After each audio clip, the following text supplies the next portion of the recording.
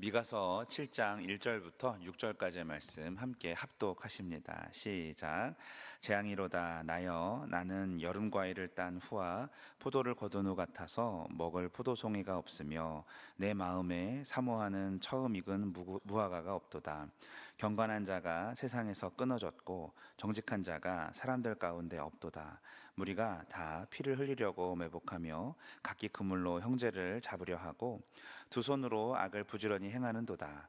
그 지도자와 재판관은 뇌물을 구하며 권세자는 자기 마음의 욕심을 말하며 그들이 서로 결합하니 그들의 가장 선한 자라도 가시 같고 가장 정직한 자라도 찔레 울타리보다 더하도다. 그들의 파수꾼들의 날 곧 그들 가운데에 형벌의 날이 임하였으니 이제는 그들이 요란하리로다. 너희는 이웃을 믿지 말며 친구를 의지하지 말며 내 품에 누운 여인에게라도 내 입의 문을 지킬지어다. 아들이 아버지를 멸시하며 딸이 어머니를 대적하며 며느리가 시어머니를 대적하리니 사람의 원수가 곧 자기 집안의 사람이로다. 아멘. 할렐루야. 오늘 말씀을 통해서도 하나님의 은혜가 깊이 있게 깃들길 예수님의 이름으로 축복합니다.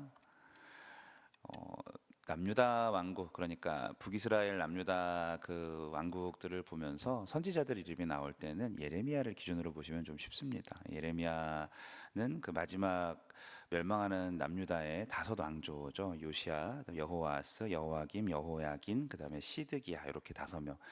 이름이 좀 어렵죠. 그러니까 1, 2, 3, 4, 5번이 있는데 예레미야는 요 앞에서부터 시작해서 1번부터 활동했던 선지자고, 그 뒤에 보면은 이제 다니엘이 나오죠. 다니엘은 요 3번 여호야김 때 그 바벨론으로 끌려갔었고, 에스겔 나오죠. 에스겔은 요 시드기야 때 같이 끌려갔던 그런 선지자입니다. 그럼 오늘 미가는 어디냐면 요 1번으로부터 한 100년 전쯤에 북이스라엘이 망하는 것을 보면서 남유다의 예루살렘의 그 망하는 것을 예언하였던 그런 선지자입니다. 그래서 성경 보실 때 선지자 이름이 누가 먼저지 헷갈릴 때는 저 예레미야를 기준으로 마지막 5의 1번을 기준으로 보시면 쉽습니다. 네, 성경 보시기 재밌으라고 한번 말씀드려봤습니다. 미가 선지자 이름은 여호와 같은 분이 어디 계시냐라는 이렇게 선포하는 그런 이름이에요. 그래서 타락한 시대에 하나님 같은 분이 어디 있나, 변치 아니하시는 중심. 오늘 말씀 7장 1절부터 6절만 봐도 세상이 막 망해가죠. 그렇죠? 그럴 때 하나님 같은 분은 없다. 미가 그 이름이 미가서 전체를 대변하고 있는 것입니다. 자, 말씀 볼까요? 1절 보면 엉망입니다. 추수를 끝내고 남겨진 것이 없어서 앙상한 가지만 있어서 더 이상 딸 과일이 없듯이 이스라엘 중에 불의를 거절하고 하나님을 두려워하는 의인이 아무도 없다는 그런 비유적인 표현이에요. 미가는 이스라엘 사회의 어떤 모습을 보고 한탄을 하고 있는데 2절에서 4절을 보니까 경건한 자가 없다, 정직한 자가 없다라고 합니다. 다들 하나님에 대해서 알지만 정말 말씀처럼 탐욕에 사로잡혀서 양심을 저버린 자들이 가득한 것이 지금 남유다의 상황이다라는 말씀이죠. 미가 시대만 그랬던 것이 아닙니다. 우리도 그렇습니다. 내용을 보면은 각기 그물로 형제를 잡으려 하고 이런 부분이 나오죠. 말씀에서.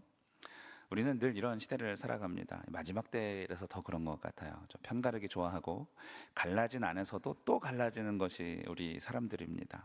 자신의 잘못을 돌이키기보다 남의 잘못을 지적해서 자기를 조금 더 난 좀 덜 죄인인 것처럼 말하고 있는 세상 사람들입니다. 남을 망가뜨리고 입을 막으려고 그런 시도들을 하고 살아가죠. 이런 상황에서 5절에서 미가는 조언을 하듯이 말합니다. 너희는 이웃을 믿지 말며 친구를 의지하지 말며 내 품에 누운 여인에게라도 내 입의 문을 지킬지어다. 믿을 사람 아무도 없다라는 거죠. 악이 만연한 사회는 결국 불신의 시대를 맞이합니다. 6절 말씀에는 불신으로 가장 가까운 그 가족들조차 원수같이 변한 상황입니다. 가장 곁에 있는 사람들이 서로에게 부담을 주는 사람이 되었습니다. 가장 가까운 사람이 원수 되는 것보다 괴로운 일 없죠. 안 볼 수 없는 사람이 원수가 되면 계속 원수랑 사는 거 아니겠습니까? 집안 형제 자매가 스스로 대적하는 것보다 마음 아픈 일이 없습니다. 부모의 마음은 끊어지죠. 아주. 무엇을 가졌다 한들 다 계속 불편하고 계속 불안한 것이 그런 가정이겠죠. 여러분, 오늘 말씀의 핵심은 저는 가정에다가 두고 싶습니다. 세상이 망할 때 이런 것들이 계속 진행이 되지만 결국 하나님이 주목하셨던 것은 7장 6절에 보니까 가정이었었어요. 마지막으로 가정이 무너지면 다 무너진다라는 말씀입니다. 무너지고 무너지다가 마지막에 뭐가 남는다고요? 가정이 무너지면 다 끝난다라는 그런 말씀이에요. 이 다음엔 여러분 이게 북이스라엘의 심판에 대한 모습인데 방금 이 부분 7장 같은 경우는 6절까지는 나중에 이제 결국은 그렇게 심판이 이루어집니다. 사탄의 첫 번째 계략은 가정을 깨는 것이었습니다. 그리고 보기 좋게 아담과 하와에게 적중을 했죠.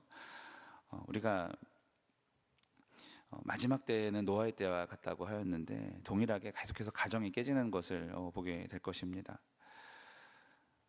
오늘 정말 마지막 때를 살아가는 가장 큰 지혜는요, 하나님께서 우리에게 안식처이자 또 아주 가장 기본의 하나님을 믿는 사람들의 모인, 예수님을 믿는 자들의 모인 공동체가 우리 가정이 되었다면 우리 인생의 가장 첫 번째 교회이고 가장 중요한 것이 가정일 텐데, 그것을 보존하시고 하나님 앞에서 견고하게 서는 것을 여러분 마음속에 새기시고 결단하시길 축복합니다. 하나님께서는 우리가 가정을 끝까지 지키기를 원하십니다. 거창하게 사회가 정의로웠으면 좋겠다라고 말하는데, 정의라는 것이 궁극적으로 집단이나 어떤 개인 간의 올바른 관계 회복을 말할 텐데, 가장 가까운 사람들과 깨어진 채 살아가면서 무슨 힘으로 이 파편한 사회적인 관계들을 회복시킬 수가 있겠습니까? 교회가 서로 화목하지 못하면 세상에 어떤 메시지도 전할 수 없는 것과 같은 이치입니다. 때문에 우리는 가정에서부터 말씀 앞에 서야 되는 줄로 믿습니다. 여러분이 성경을 읽는 것, 스스로 하나님 앞에 나아가는 건 너무 감사한 일이죠. 이것을 가족들과 함께 할 수 있도록 방법을 찾아보시길 바랍니다. 기도하는 것 너무 소중한 일이죠. 가족들과 함께 할 수 있도록 방법을 찾아보시길 바랍니다. 사랑하는 자녀손들의 가정이 하나님 앞에서 견고해져야 이 세상에 소망이 있는 것 아니겠습니까? 개인화되고 이기적인 사회가 되었습니다. 하지만 복음은 단 한 번도 변한 적이 없고 우리 가정을 위하여서 살아 역사하신 하나님의 능력과 권세는 조금 더 약해지지 쇠하여지지 않습니다. 우리가 믿음으로 가정을 지켜내시고 끝까지 자녀손들에게 내가 성경을 보니까 세상이 망할 때 맨 마지막이 가정이더라, 우리는 끝까지 지켜야 되라는 믿음과 마음을 가지고 가정 가운데 하나님의 은혜와 소망의 통로가 되시길 예수 이름으로 축복합니다. 기도합니다. 하나님, 혹시 우리 안에 가정의 불화가 생길 때 이것이 성격이나 습관의 차이가 아니라 영적인 문제인 것을 알게 하여 주시옵소서. 말씀 안에서 가정을 보게 하시고 기도를 통하여 깊은 영성을 통하여 가정을 통찰할 수 있는 지혜를 주시고 약한 자들을 돌보며 가정 가운데 믿음이 떨어진 자들을 회복시킬 수 있는 그런 통로들이 이 자리에 새벽을 깨우는 우리 모두가 될 수 있도록 역사하여 주시옵소서.